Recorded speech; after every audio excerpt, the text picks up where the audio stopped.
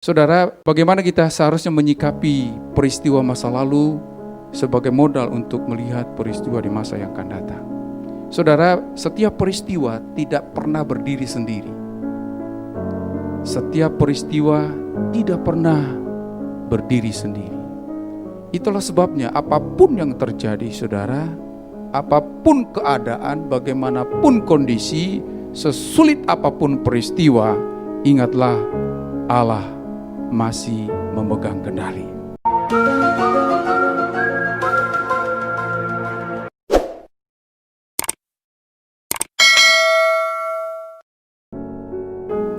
Firman Tuhan Matius 1:18-25 kita baca berganti-gantian. Saya 18, sudah 19. Demikian firman Tuhan. Kelahiran Yesus Kristus adalah seperti berikut.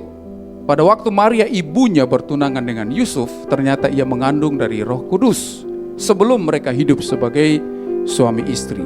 Itulah firman Tuhan yang perlu kita renungkan pada pagi hari ini. Yang berbahagia adalah kita sudah baca firman Tuhan, tetapi bukan sekedar baca, melainkan melakukannya dalam hidup kita sehari-hari. Saudara-saudara yang saya kasih dalam Tuhan Yesus Kristus, ketika kenyataan tidak seperti apa yang kita harapkan, seringkali kita mengkaji ulang komitmen kita. Ketika impian-impian kita ternyata buyar di tengah jalan, seringkali kita coba berbalik arah. Hal yang samalah yang dimiliki oleh Yusuf, saudara. Dia punya impian, dia punya harapan akan memiliki sebuah keluarga yang tentu bahagia, sebuah keluarga yang tentu diberkati. Itulah sebabnya, saudara, sejak jauh-jauh hari Yusuf merencanakan itu. Yusuf coba membangun impian tentang sebuah keluarga. Saudara-saudara, memang dalam tradisi Yahudi, saudara, pernikahan itu tidak seperti sekarang ini. Itu bisa sejak masa kecil sudah ada kesepakatan bagi kedua belah pihak. Pertama-tama memang dari keluarga, kedua orang tua dari kedua orang yang akan menikah. Jadi sepakat kalau nanti anak ini besar, anak ini dewasa, kita nikahkan mereka. Jadi ada kesepakatan secara diam-diam. Masih kesepakatan secara dua belah pihak.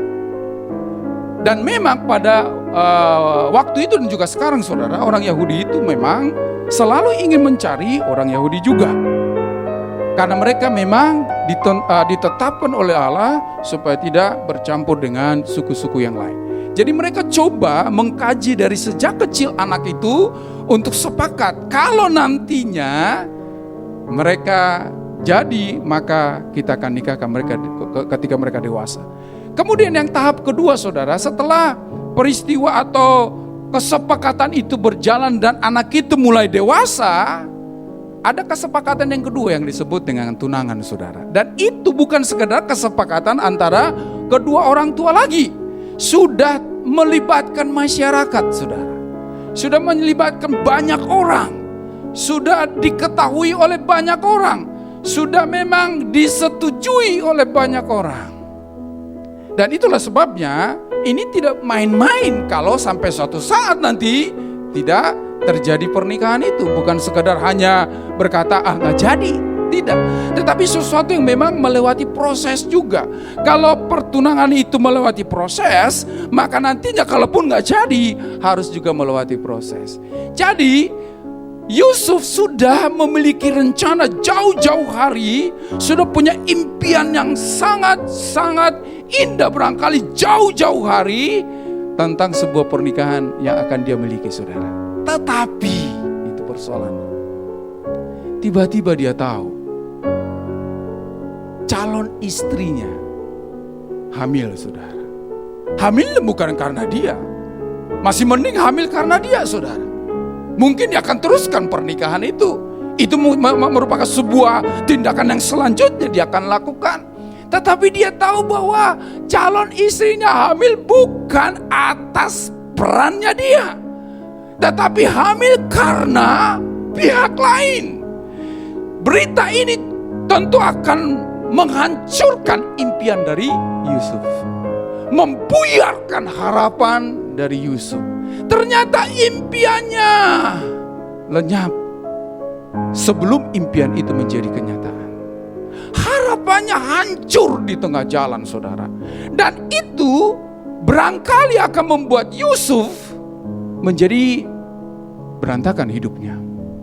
Coba bayangkan saudara, kalau kita mungkin dari sisi kita tidak terlalu bisa memahami ini, tetapi dari sisi Yusuf, di mana ia adalah seorang laki-laki yang memang berupaya untuk menjaga pernikahannya itu menjadi pernikahan yang memang akan mengalami kemuliaan Allah. Ternyata dari sisi dia, mari pikirkan ini, jangan pikirkan dulu bahwa ini karena kita sudah tahu bahwa yang dikandung oleh Maria itu adalah dari Roh Kudus. Yusuf nggak tahu itu, saudara. Mungkin kalau kita berkata, oh itu soal sesuatu yang biasa. Bukankah yang dikandung oleh Maria itu adalah dari Roh Kudus? Bukankah yang dikandung oleh Maria itu adalah Yesus? Yusuf nggak tahu itu, saudara. Kita tahu itu karena sudah ada Alkitab. Tetapi Yusuf nggak tahu itu. Dia nggak ngerti bahwa yang dikandung oleh Maria itu adalah dari Roh Kudus. Yang dia tahu adalah Maria hamil. Yang dia tahu adalah Maria bukan perawan lagi. Itu sesuatu yang menghancurkan hidup Yusuf. Mungkin dia akan berkata begini, tidak ada lagi artinya hidup. Saudara-saudara yang saya kasih dalam Tuhan Yesus Kristus, kalau berkat kita berkata ini dari Tuhan, itu memang sesuatu yang baik, saudara. Tetapi pernahkah saudara berpikir bahwa sesuatu yang kita anggap tidak baik pun jangan-jangan dari Tuhan, saudara? Memang Tuhan tidak pernah merancangkan sesuatu yang mencelakakan saudara. Tetapi acap kali Tuhan izinkan kecelakaan. Tuhan tidak pernah merancangkan sesuatu yang tidak baik dalam hidup kita. Tetapi saudara ingatlah, Allah seringkali izinkan sesuatu yang tidak baik itu terjadi. Persoalannya bagaimana kita bisa melihat hal-hal yang kita tidak bayangkan itu sebagai sesuatu yang masuk dalam rancangan Tuhan, di mana kita akan meyakini apapun yang terjadi, bagaimanapun kondisiku, Allah masih tetap pegang kendali, saudara. Nah, mampukah kita melihat peristiwa seperti itu yang sangat menyedihkan, yang sangat memilukan adalah sesuatu yang dari Tuhan. Seringkali kita gak fair dalam hidup ini, saudara. Ketika kita diberkati oleh Tuhan, kita tidak pernah bertanya, kenapa saya? Kenapa bukan orang lain? Ketika saudara dipromosikan di pekerjaan, kita tidak pernah berkata, kenapa saya? Bukan orang lain. Tetapi ketika peristiwa yang sangat menyedihkan menerpa hidup kita, sering dan langsung kita mungkin berkata, Tuhan, kenapa saya? Terlalu cepat kita berkata, kenapa aku? Kenapa bukan orang lain? Tetapi ketika kita diberkati oleh Tuhan, ketika kita sehat, ketika kita aman-aman saja, ketika kita sampai di tujuan naik pesawat, lalu tidak berkata, kenapa saya? Kenapa bukan orang lain? Saudara-saudara yang saya kasih dalam Tuhan Yesus Kristus, itu terjadi karena kita seringkali salah memandang setiap peristiwa. Kita melihat kalau peristiwa menyenangkan itu dari Tuhan, peristiwa yang menggembirakan itu dari Tuhan. Segala pemberian yang baik berasal dari Tuhan. Itu kan firman Tuhan. Pernah baca itu, saudara? Segala pemberian yang baik berasal dari Tuhan. Amin. Ya kalau saudara tidak bersyukur karena itu kebangetan, saudara. Ya kan? Memang amin, itu dari Tuhan. Tidak ada sesuatu yang tidak baik, tidak ada sesuatu yang tidak baik berasal dari Tuhan. Pasti yang baik, saudara. Itu menurut kita. Tetapi sadarkah kita bahwa tidak selamanya dari Tuhan itu menurut kita tidak baik, tidak dari Dia, saudara. Soalnya menurut kita tidak baik. Memang tidak baik bagi Yusuf. Maria itu hamil sebelum mereka suami istri. Tidak baik. Gak baik menurut kita, betul gak baik. Tetapi mari lihat ayat yang ke-20. Ayat 20, saudara. Coba kita baca di ayat 20. Tetapi ketika ia mempertimbangkan maksud itu, malaikat Tuhan nampak kepadanya dalam mimpi dan berkata, Yusuf anak Daud, janganlah engkau takut mengambil Maria sebagai istrimu. Coba kita baca sama-sama kalimat selanjutnya. 1, 2, 3. Sebab anak yang di dalam kandungannya adalah dari Roh Kudus. Mungkin kita membaca ayat ini biasa karena kita sudah tahu endingnya, saudara. Tetapi bagi Yusuf itu sesuatu yang masih kabur, sesuatu yang masih menyedihkan, menggoncangkan hatinya. Tetapi Tuhan berkata, Yusuf jangan takut, Yusuf jangan bimbang. Sebab yang kamu khawatirkan itu, yang kamu anggap itu sesuatu yang mencelakakan itu, sesuatu yang menghancurkan itu, dari Tuhan, dari Roh Kudus. Jangan-jangan saudara, peristiwa yang coba kita tolak itu karena kita anggap sesuatu yang gak baik itu, sesuatu yang menghancurkan itu adalah dari Tuhan, saudara. Itu sebabnya mari lihat setiap peristiwa dari kacamata ini. Jangan takut, kata Tuhan. Kalau sudah dari Tuhan, saudara, tidak mungkin tidak baik. Roma 8:28 berkata seperti itu kan, saudara. Allah turut bekerja dalam segala sesuatu dengan satu harapan, mendatangkan kebaikan, mendatangkan sukacita. Karena Yusuf yang dikandung Maria itu dari Roh Kudus. Yusuf yang kamu anggap masalah itu dari Roh Kudus. Yusuf yang kamu anggap menghancurkan impianmu itu dari Roh Kudus. Saudara, mungkin ada sesuatu yang kita anggap coba menghancurkan hidup kita hari ini, dan itu sudah terjadi dari kacamata orang beriman. Mari lihat, itu dari Roh Kudus. Kalau bukan dari Roh Kudus, saudara, Allah sanggup membatalkan itu dan tidak akan pernah terjadi. Sangat mudah bagi Tuhan untuk tidak terjadi peristiwa itu.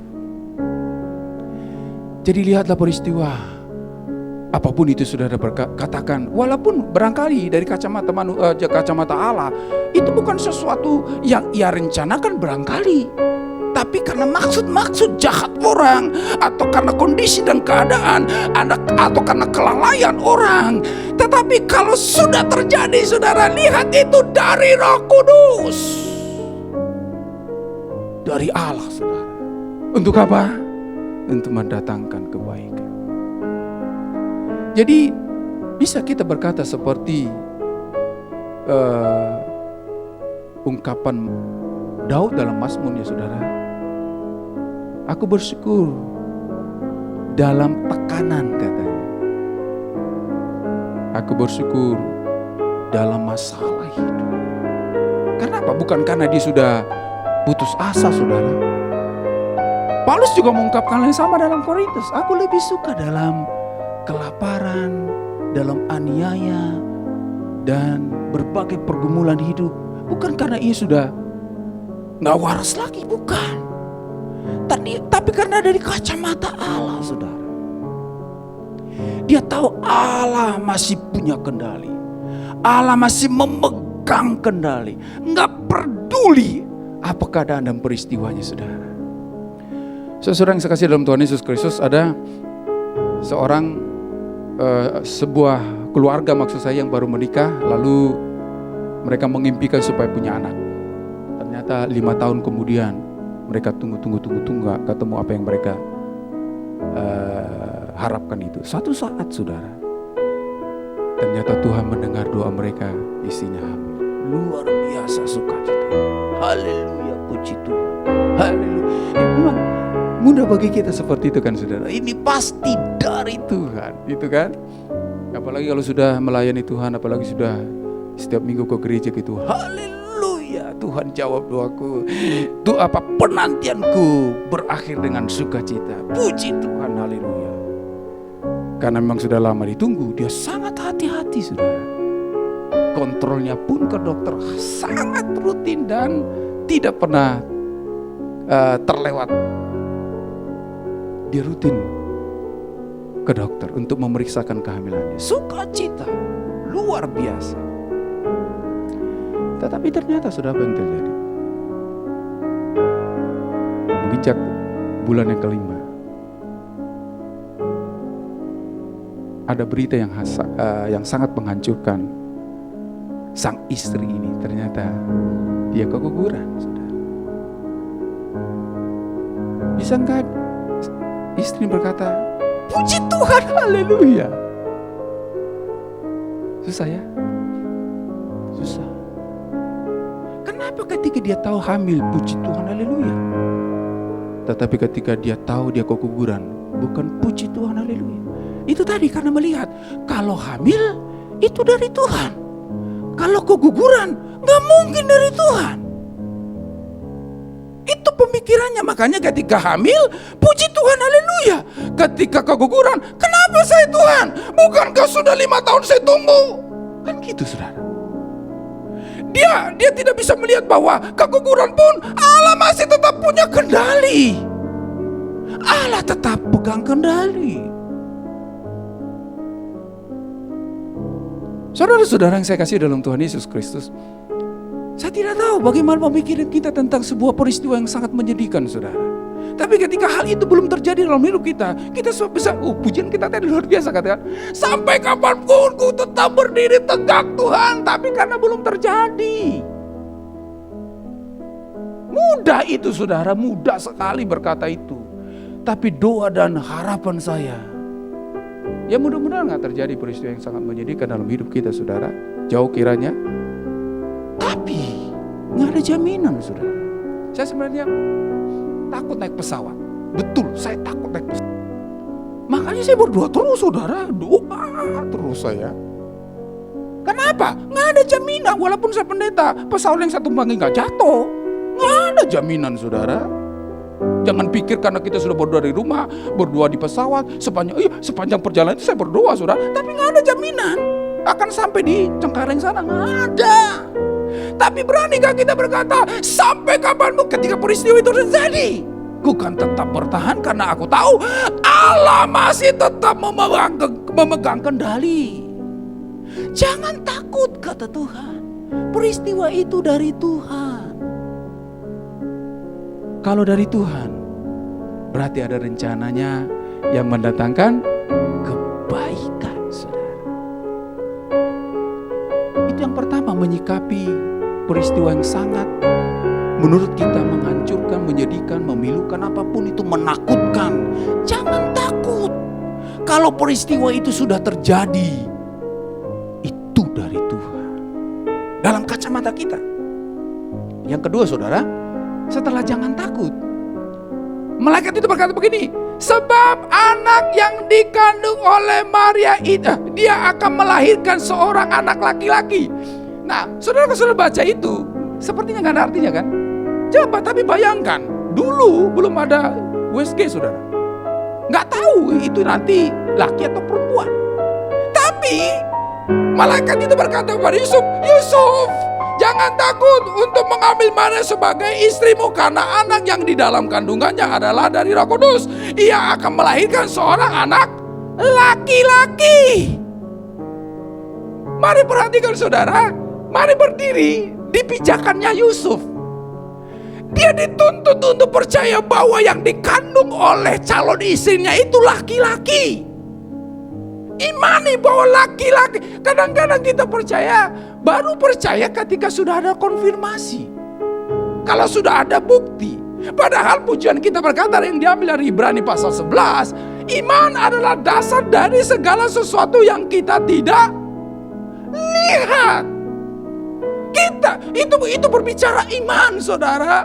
Kalau saudara percaya Tuhan akan berkati, karena saudara melihat orang lain diberkati, karena saudara melihat orang lain mendapatkan lawatan Tuhan, orang lain disembuhkan, lalu saudara berkata, saya percaya Tuhan adalah penyembuhku karena aku sudah melihat orang lain disembuhkan. Itu gak percaya namanya, saudara. Itulah sebabnya malaikat itu berkata kepada Yusuf, Yusuf, yang dikandung itu laki-laki. Percaya, Yusuf. Jadi menyikapi sesuatu yang mungkin menghancurkan, mengagetkan, menghebohkan kita, imanilah bahwa Allah masih punya kendali. Yusuf percaya bahwa yang dikandung oleh calon istrinya adalah laki-laki. Nah, kadang-kadang kita percaya dalam konteks ini masih bisa, saudara. Kemudian akhirnya Yusuf melihat bahwa yang lahir itu adalah laki-laki. Betul, ternyata waduh, apa yang saya imani itu betul. Tuh kan, Tuhan itu baik kan? Kenapa? Karena itu yang menyatakan kebaikannya kepadaku. Saudara mungkin ketika berdoa, Tuhan, deadline-nya besok. Kalau nggak ada besok, Tuhan, hancur aku. Tolong Tuhan dalam nama Yesus. Jam 7, kring. Lalu telepon berbunyi diangkat, lalu ternyata itu jawabannya. Tuh kan, Allah itu perkasa kan, Tuhan itu ajaib kan, Dia jawaban kan, setiap pergumulan Dia tolong kan, Dia adalah sumber jawaban bukan? Amin, saudara. Tapi lihat ayat selanjutnya, ayat 20, ayat 21. Ia akan melahirkan anak laki-laki dan engkau menamakan dia Yesus, karena dialah yang akan menyelamatkan umatnya dari dosa mereka. Kalau yang pertama barangkali ia bisa konfirmasi, betul janji Tuhan. Ternyata yang dikandung oleh Maria itu laki-laki. Aku sudah melihat, inilah buktinya, laki-laki, gitu kan. Tetapi yang kedua, saudara, dialah yang akan menyelamatkan umatnya dari dosa mereka. Ini barangkali sesuatu yang gak mungkin bisa dikonfirmasi oleh Yusuf. Kenapa? Karena Yesus mati di atas kayu salib, Yusuf sudah tidak ada, saudara. Alkitab memang tidak menjelaskan itu, tetapi Alkitab tidak pernah memberikan informasi lagi bahwa ketika Yesus dianiaya, dia masih ada. Yang dilaporkan yang ada adalah Maria. Berarti Yusuf sudah tidak ada. Tetapi itulah Tuhan firmankan, dialah yang akan menyelamatkan umatnya dari dosanya, Yusuf. Jadi saudara, imani Tuhan bukan karena ingin Anda mengkonfirmasi apa yang Anda imani, tetapi imani Tuhan karena memang pribadinya tidak akan pernah ingkar janji. Sekalipun yang Anda imani itu tidak akan Anda dapatkan dalam hidup Anda. Itulah iman.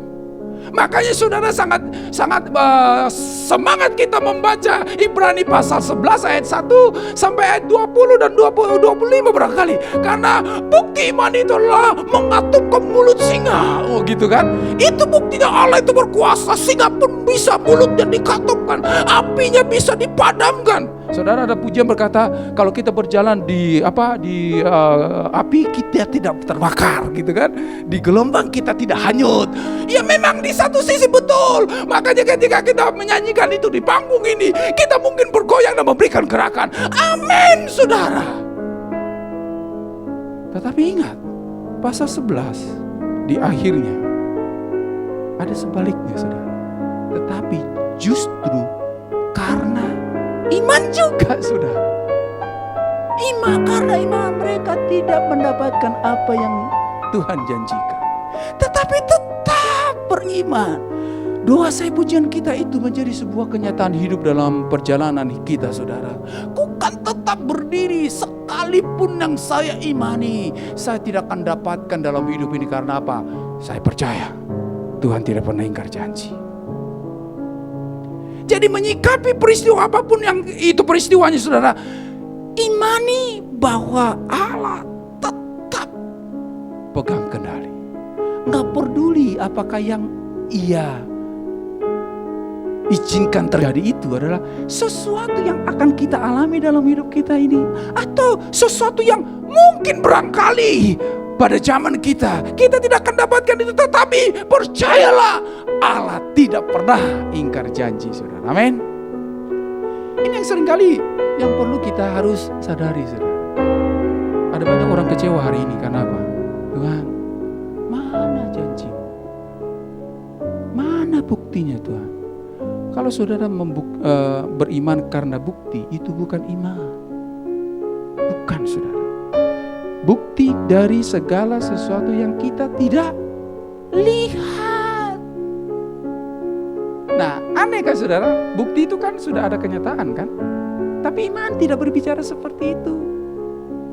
Jadi bukti dari segala sesuatu yang sudah terjadi gitu. Enggak, ini enggak, saudara. Yang kita tidak lihat, Yusuf, anak yang dikandung oleh Maria itu adalah akan menyelamatkan umatnya dari dosanya. Barangkali dia akan berkata, kalau itu benar tidak diimani oleh Yusuf, dia akan berkata sebelum dia mati, Tuhan di mana?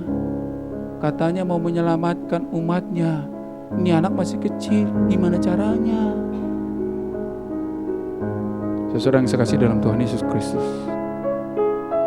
apapun yang terjadi dalam hidup kita hari ini, imanilah bahwa Allah masih pegang kendali. Nggak peduli apapun itu peristiwa, saudara. Mau hanyut kayak kita, mau ngambang kayak kita, gitu kan? Sebab hal itu terjadi ketika gereja mula-mula, saudara. Di satu sisi mereka dikeluarkan dari berbagai peristiwa yang sangat dahsyat. Tetapi di sisi yang lain, ketika Polikarpus dibakar hidup-hidup, betul-betul kayak arang, saudara. Angus. Ketika mereka masuk di gelanggang, sebuah kayak gelanggang gladiator begitu, lalu dikeluarkan singa yang sudah lapar. Apa yang terjadi? Dimakan habis, saudara. Apakah dengan demikian Tuhan tidak pegang kendali? Masih pegang kendali. Dari kacamata iman tentunya. Itu adalah bukti dari sesuatu yang kita tidak lihat.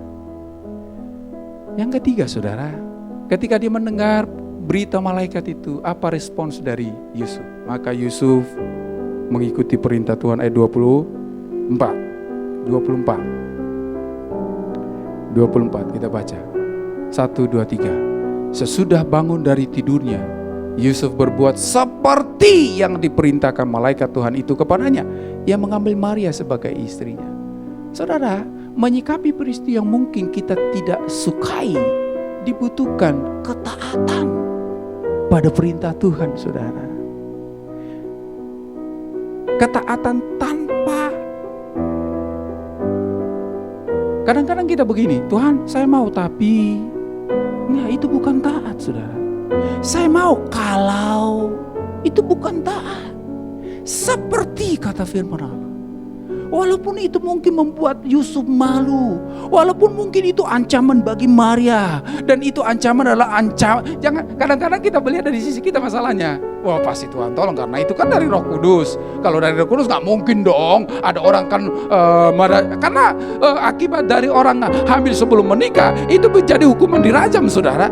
Kalau kita berkata dari sisi nggak mungkin, kan itu kan Yesus yang dikandung, nggak mungkin dirajam. Tetapi dari sisi Yusuf dan Maria itu nggak ada kepikiran itu, saudara. Pikirannya adalah, wah ini ancaman mati, ini ancaman binasa, ini ancaman dihukum mati. Itu pikiran mereka. Tapi Yusuf dan Maria nggak peduli.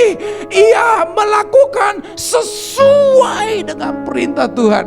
Kadang-kadang, saudara, kita ikut perintah Tuhan karena kita tahu ujungnya. Makanya seringkali orang gambling kan, kasih perpuluhan supaya berkati, nggak diberkati kabur, saudara. Ya kan? Ya kan itu kan Malaki. Bawalah persembahan persepuluhan ke rumahku supaya aku memberkati, membuka tingkap-tingkap di langit. Oh berarti kalau kasih perpuluhan diberkati, nggak dikasih perpuluhan nggak diberkati. Lalu kasih perpuluhan supaya apa? Diberkati. Ternyata ketika kasih perpuluhan makin seret. Saudara, jangan taati Tuhan karena ujungnya, tapi taati Tuhan karena awalnya. Saya nggak peduli apapun nanti tindakan Tuhan. Saya mau taat karena itu perintah Tuhan. Itu ketetapan Tuhan. Itu firman Allah. Karena aku tahu apapun nanti tindakan Allah, kemudian Allah tetap pegang kendali, saudara. Percayalah, Allah tetap pegang kendali. Oleh karena itu taati Tuhan, sebab Ia tetap pegang kendali, saudara. Jangan lari. Memang Yusuf hampir mau lari, hampir mau tinggalkan peristiwa itu. Memang mudah sekali untuk lari, saudara. Tetapi sadarlah, ketika Anda lari, Anda tidak akan pernah mendapatkan apa yang baik yang Tuhan rencanakan. Kita seringkali mau taati Tuhan karena sesuatu yang kita tahu akan ada sesuatu yang kita dapatkan. Tetapi masihkah kita taat kalau ternyata yang kita harapkan itu tidak seperti kenyataan yang kita hadapi? Mari pujian kita tetaplah tegak berdiri. Sekalipun apa yang Anda imani, Anda belum dapatkan. Atau barangkali Anda tidak dapatkan. Karena Anda tidak pernah salah beriman dan mentaati Allah yang punya kendali. Tidak tahu apa yang terjadi. Tetapi apapun itu saudara, gak peduli apapun yang terjadi. Peristiwa menyedihkankah, menghebohkankah, menghancurkankah, barangkali menurut kita, ya betul memang dari kacamata kita itu menghebohkan saudara. Tapi lihatlah dari kacamata Allah. Setiap peristiwa dalam kacamata iman, kalau sudah terjadi, dari Tuhan. Jadi jangan takut, jalan terus, jangan berhenti, jangan kaji ulang, jalan terus, jangan takut. Tetapi jangan cuma jalan doang, imani, percayai Tuhan yang pegang kendali. Kalau betul kita percaya kepada Tuhan yang pegang kendali, ya bergantung kepada Dia, berharap kepada Dia, pandang Dia. Dan yang ketiga saudara, jangan pernah ragu untuk mengikuti perintahnya. Jangan sangsi tentang perintahnya dalam hidup kita. Tuhan, aku tahu memang ini sesuatu yang sangat berat. Ancamannya adalah sebuah perkara yang tidak mudah. Tetapi aku mau taat. Sebab dalam ketaatan itulah ada berkat. Di dalam ketaatan itulah aku sampai di rencana-Mu, di semua apa yang Tuhan sediakan bagiku. Kalau Anda mentaati Tuhan, bukan karena berkatnya, tetapi karena pribadinya yang selalu turut bekerja untuk mendatangkan kebaikan bagi setiap kita. Amin. Mari kita berdoa.